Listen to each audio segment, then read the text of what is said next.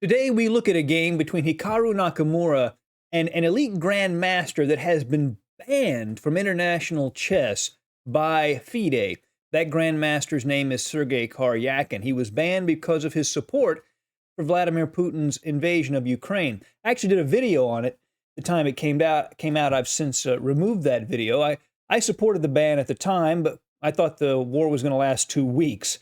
It's gone on long enough, in my opinion. It's time to allow Sergey Karjakin back to competitive chess. He's a former world championship candidate and one of the probably 10 best players in the world. This game was played in 2004, and it's a very interesting game where Hikaru plays the Scotch 4 knights with white. Let's jump right in. Hikaru plays e4.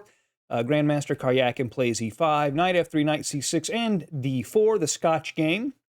ed4, knight d4, knight f6, and knight to c3, the Scotch 4 knights, named 4 knights for the obvious reason that the 4 knights are the pieces that are developed. And here Karjakin plays the most common move, bishop to b4, which pins the knight on c3 and threatens the pawn on e4 because the knight can't defend it anymore because it is pinned.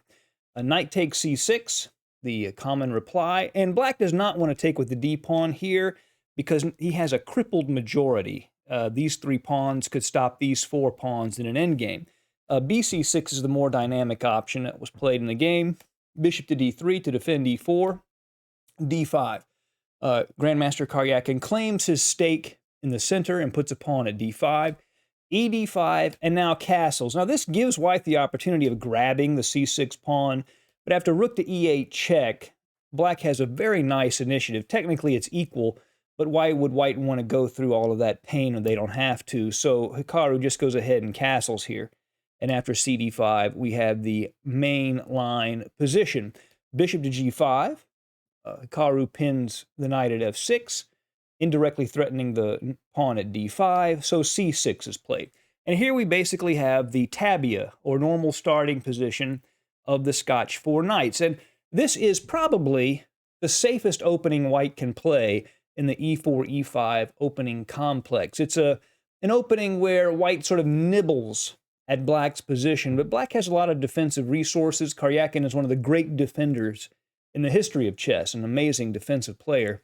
And often black will even allow his pawns to get damaged, but with opposite colored bishops will be able to hold the endgame. But let's see how Hikaru tackles this position. The most common move here is queen to f3. Threatening to double the pawns at f6, but Hikaru plays knight to a4 to clear the way for the c-pawn to go to c4 to put immediate pressure on black's center. h6, asking the bishop where it wants to go. The bishop goes back, keeping the pin. Rook to e8, and now c4, immediately putting pressure on the pawn at d5, and bishop to d6. This is usually where the bishop goes in the Scotch game for black. Black usually isn't all that worried, actually, about the doubling of pawns at f6. Rook to c1. When the c-file opens up, the rook will be ready. Rook to b8, putting some pressure on b2, so b3 is played, just in case. The pawn was defended by the knight at the moment, but later it would not be. The bishop goes to e6, putting some pressure on the center, and cd5. And black can actually capture that pawn on d5 either way, with the pawn or the bishop. cd5 is a perfectly playable move here. But he takes with the bishop. And for the moment, black's bishops radiate a lot of power on the board. So Hikaru's going to have to do something to neutralize that development, and he does that immediately with this move, bishop to c4, right? He's got to challenge that very strong bishop at d5. Bishop to f4 hits the rook at c1, which then moves to c3, a flexible location. It can move across this file or rank if it wants to. Bishop to e5 attacks the rook again, rook to c2, and now queen to d6. Threatening, bishop takes h2, check. Bishop takes f6 is played first by Hikaru, so now bishop takes f6, and for the moment black has the 2 bishops, but not for long. Bishop takes d5, cd5. So here we have a defined structure. So black has this passed pawn in the middle of the board at d5, and white has a 2-to-1 pawn majority on the queen side. And also it's a knight versus bishop position. Those are the main imbalances. The bishop at the moment definitely looks better than the knight, so Hikaru is going to have to find a way to get that knight activated, which he does immediately. The knight goes to c5, bishop to e5, again threatening h2. So now g3 to blunt that bishop. Rook b to c8, and now knight to d3. The knight has moved from a4 to d3, so it's obviously in a much better position, centralized in the board. The bishop goes to c3. Karjakin's idea is he wants to play d4, lock that bishop in place, and let white blockade the dark squares, but not be able to make progress and, hold the position, basically. The knight goes to f4, which attacks the pawn at d5, which advances to d4, and queen to d3 is played by Hikaru, again trying to establish a blockade of this pawn on the third rank. Bishop to a5 is played, and that allows Hikaru to play a very strong move. He plays this move, rook to c4. He wants to put as much pressure on this pawn as possible, and then Karjakin plays rook takes c4, and this may be a strategic error, because that allows Hikaru, after taking with the pawn, you see this pawn at c4 is now passed. It's no longer, it's already got a passed pawn. It's isolated, but it's passed, but also very important, it creates a strong point on d5 that this knight can move to, and the pawn will keep that knight defended. So that exchange really does favor white.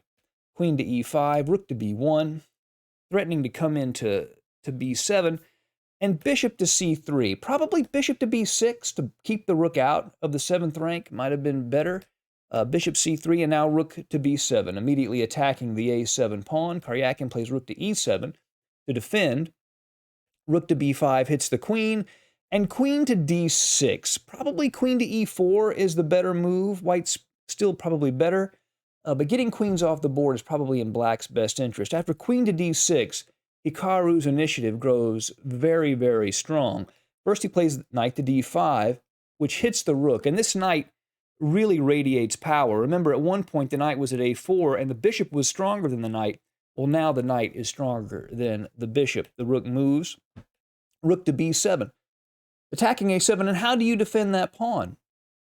If the queen moves over, then rook to b8, and it would be end up being a back rank mate. The rook can't go to e7 because the knight controls it. It's very hard to defend that a7 pawn. If a5, then queen to f3, and now, how do you defend f7? Black has a lot of tough questions to answer. If queen to f8, which is really the only way to defend it, the rook can't do it because the knight would capture it, then c5. And the pawn begins to march, and black's pieces are sort of frozen in place, basically. Very hard to make any progress. So after rook to e8, white could take the pawn at a7, but he plays queen to f3 immediately, going after the f7 pawn. Rook to f8, he has to defend f7, and now rook takes a7. And we're beginning to see white really separate himself from black. Now he's up material with better placed pieces. The bishop goes to b4, queen to f5, bishop to c5, hits the rook at a7, so the rook moves to c7. And here there's a really nasty threat from white. Can you see it? See what white is threatening? He's threatening to take on c5 with the rook, and after queen c5, knight to f6, check and discovered attack against the queen. It would cost black his queen. So Sergey Karjakin moves the bishop away to a3 so it cannot be captured, but now c5. And then he recaptures, and rook takes c5. And the same tactic would work if the queen were to take the rook. The knight to f6 check would win the queen. So instead, he interposes the move g6, hoping to save the position.